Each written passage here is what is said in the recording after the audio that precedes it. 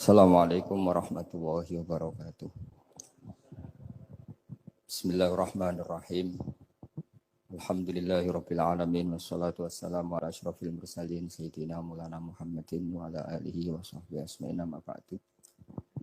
Sedanten kasepuhan Pondok Pesantren Hajen ingkang kula hormati, wonten Gus Zaki, wonten Pak Yasir, wonten sedanten ingkang kula hormati, wonten Gus Rozak, Mas Nadik sedanten saya hormati. Kula mungkin baru malam ini keluar setelah ibu sakit di ICU 22 hari. Tapi saya memang di rumah sakit tiap malam tuh pulang untuk ngajar pondok saya. Karena saya ngajar Syariatullah Al-Khalidah karangan Sayyid Muhammad. Kenapa saya tetap ngajar? Karena kula niku termasuk orang yang sangat berkeyakinan kalian ad-dunya mal'unatun mal'unun ma fiha illa zikrallahi wa ma walahu au aliman au muta'alliman. Terus untuk menghilangkan laknatullah di dunia ini hanya zikrullah, termasuk yang disebut Rasulullah SAW adalah proses belajar mengajar. Au aliman au muta'alliman. Terus kula niku sangat fanatik kalian yang namanya belajar. Karena niku sing kula anggap ingkang ngilangi adab, ngilangi laknat. Kula beberapa kali terdikte oleh baca. Misalnya baca sistem geologi bumi. Niku zaman wonten likuifaksi teng Palu. Itu beberapa ahli geologi tanya saya, Pak Bahak, apa ada pembenarannya dalam Quran? Terus saya bilang, sampean baca ayat ini dengan kamus bahasa Arab yang dikarang orang sekuler. Atau bila perlu yang dikarang orang Kristen. Biar kamu tidak nganggep saya ini nyari pembenaran. Selama ini alhamdulillah kadang kamus Munjid itu terkenalnya itu dikarang orang non-muslim. Tapi kadang itu ada hikmahnya. Hikmahnya adalah, tapi saya bukan berarti menganjurkan belajar Munjid. Ini ada hikmahnya adalah, madatul kalimah itu dimaknai secara benar menurut objektivitas ilmu. Singkat cerita tak suruh nyari makna maroyamuru mauron. Jadi Allah ngendikan teng surat Tabarok, apa kamu merasa aman? Merasa aman setiap saat manfis sama ayyakhsifa bikumul ardo fa idza hiya tamur. Allah zat yang menguasai langit setiap saat bisa saja melumerkan bumi ini. Jadi melumerkan itu ya bahasa Arabnya tamur itu. Jadi Allah sudah mengingatkan bahwa potensi bumi ini memang likuifaksi karena di bawah ada magma, ada air, ada macam-macam. Kemudian potensi bumi ini juga dihantam oleh benda-benda langit. Sehingga Allah ngendikan innallaha yumsikus samawati wal ardo an tazula wala in zalata in amsakahuma min ahadim min ba'di. Jadi setiap saat mungkin meteor itu menghantam bumi, setiap saat mungkin Mars yang menghantam bumi. Sehingga kalau kita belajarnya itu geologi atau sistem galaksi, itu ketakutan kita ya pada likuifaksi, pada meteor yang jatuh, pada apa. Tapi kalau misalnya kita baca yang su'ul khotimah, ketakutan kita ya akan su'ul khotimah. Tapi terus kalau lihat berita TV corona, ya takutnya akan corona. Tapi setelah distatistikkan, misalnya belajar orang yang mati karena ngelindur, itu ya terus takut tidur. Karena yang mati karena ngelindur itu juga banyak. Artinya apa? Membaca itu membentuk. Dan itu artinya belajar. Saya termasuk orang yang meskipun masih muda itu gak mati-mati mati. Ini yang membedakan saya dengan Gus Nadim PD saya kalau masalah ngadepi mati. Karena bukan berarti saya mesti soleh, mesti husnul khotimah, ya enggak. Ada istilah mati yang menyenangkan dalam diri manusia, yaitu Nabi ngendikan Allahumma ahyini maka natil hayatu khairan li wa tawaffani maka natil wafatu khairan li. Sebagian doa Allahumma maj'alil hayata ziyadatan li fi kulli khairin wal mauta rohatan li min kulli syarrin. Jadi mati itu akhir dari maksiat saya atau akhir dari potensi maksiat saya. Sehingga kata Sohibul Hikam, kamu harus percaya diri bisa selamanya tidak maksiat lagi. Orang kan tanya, masa manusia tidak bisa maksiat lagi? Ya bisa saja kamu pas taat terus mati, berarti sudah tidak bisa maksiat. Jadi ulama itu Melihat mati itu akhir dari segala maksiat atau potensi maksiat. Di sini hebatnya lagi-lagi GNU. Wong fasik gendho kayak apa kalau mati saya nggih. Tombone menang kabeh, saya nggih menang kabeh. Sesuai kiai ini saya nih mun mboten saged maling, mboten saged korupsi. Oh nggih saya ini. Itu satu ilmu yang luar biasa. Meskipun ya tentu agak ngawur. Tapi itu bagus. Secara ilmu bagus karena al-maut adalah rohatun min kulli syarr. Lagi-lagi yang menyelamatkan itu illa aliman au muta'alliman. Proses belajar mengajar. Saya baca banyak tentang halal haram dalam kitab Imam Ghazali itu tak ulang berkali-kali. Saya itu dulu ya gak paham karena kitab paling susah di bab Imam Ghazali itu menurut saya kitabul halal wal haram. Termasuk bagaimana cara ngelola amwalus salatin yang terkenal korup sementara menyumbang kamu sebagai jaizah, sebagai hadiah untuk para kiai atau untuk para guru. Itu perdebatannya ulama itu macam-macam. Ada yang bilang haram karena itu potensi haram atau memang benar-benar haram. Ada yang bilang boleh. Karena kalau yang pakai kamu untuk kebaikan, kali dipakai mereka ruwet. Kebetulan yang partai ini lebih besar Mas Nadif. Ya alhamdulillah. Terus dikiaskan sama ghanimah.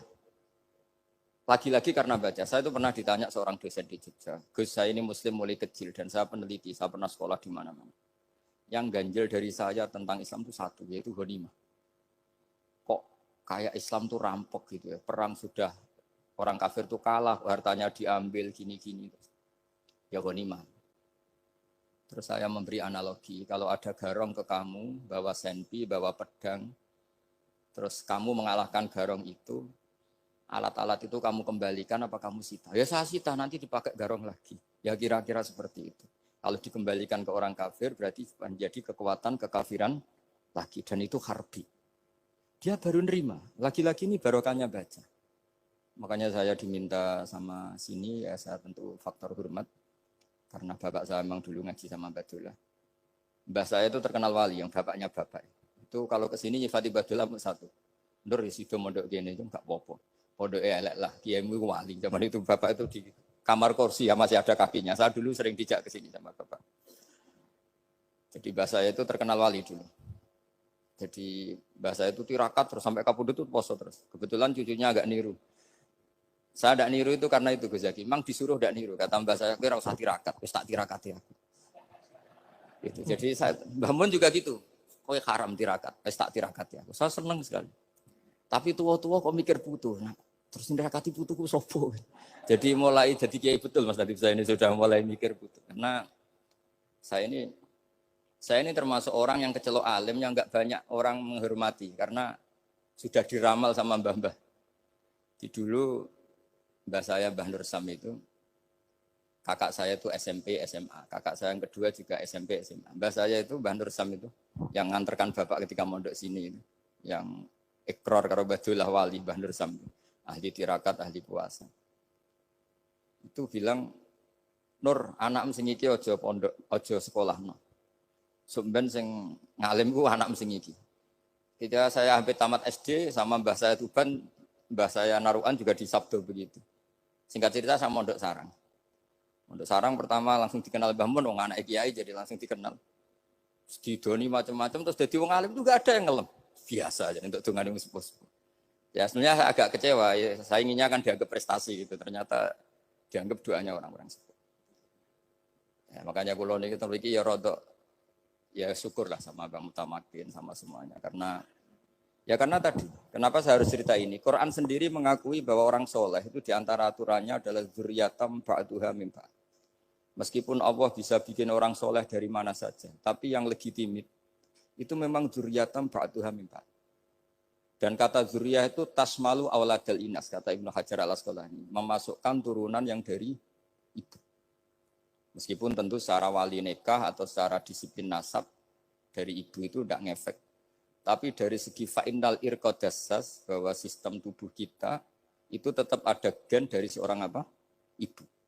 Sehingga banyak ulama tafsir mengatakan dzurriyyah itu tasmalu auladal inas. Dzurriyyah itu memasukkan turunan dari apa? Ibu. Bapak saya itu nasabnya nasab wali. Jadi mbah-mbahnya itu suka tirakat, suka ibu itu nasab kiai. Jadi kalau bapak wiridan itu, kalau istiqomah itu disalahkan sama keluarga ibu. Istiqomah itu salah. Karena ijabu malam yajib, mewajibkan sesuatu yang tidak wajib. Itu masalah secara ilmiah. Mbak Mun itu sering kritik kalau ada pondok kok wajib puasa, wajib merawat itu sering kritik. Itu secara fikih bahaya. Ijabu malam yajib, mewajibkan sesuatu yang tidak wajib. Dan itu kriminal dalam bab fikih.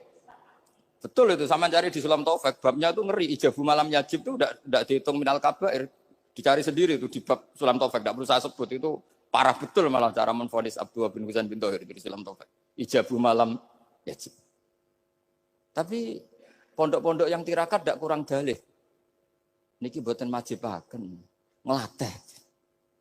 Boten majibaken tapi napa?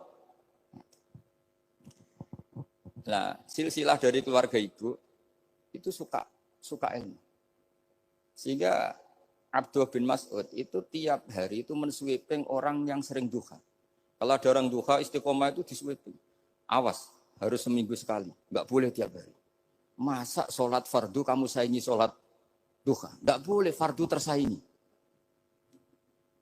Itu Abdullah bin masyhur, sama cari di Al-Hunjah itu. Sayyidah Aisyah, kalau ada orang duha tiap hari dimarahin. Dan itu secara konstitusi ilmu benar, karena Nabi Qiyamul Lail Ramadan itu hanya 4 hari yang di depan umum. Lainnya itu enggak. Khasyata ayyufrodo alaihim, kalau dalam sahih takut dianggap fardu. Akhirnya istiqomah itu masalah di keluarga saya yang dari ibu. Nah kebetulan kita ini suka ada istiqomah, akhirnya ya seperti ini. Tapi ini ilmu harus kita bicarakan. Tapi yang istiqomah, Bapak itu pengagum Badullah. Bapak itu suka sama istiqomah. Karena punya guru dulu Ki Zubedi istiqomah, Badullah istiqomah. Tapi jangan kira Badullah itu hanya istiqomah. Saya punya sanad banyak. Mungkin Gus Zaki lebih tahu. Sering saya diceritakan Bapak. Badullah itu nak ambek wong fasih teman-teman itu ya rapati cocok. Senajan to majibno fasih. Tak takoki iki ngopo. Engko nek ke fasihan darani wong awam untuk ganjaran. Mergo macane Quran gak fasih. Padahal untuk ganjaran mergo seneng Quran. Jadi terus tak takoki Bapak, niku saged damel syariat mboten? Ya ora kena, pokoke ngono. Jadi go ngekrori.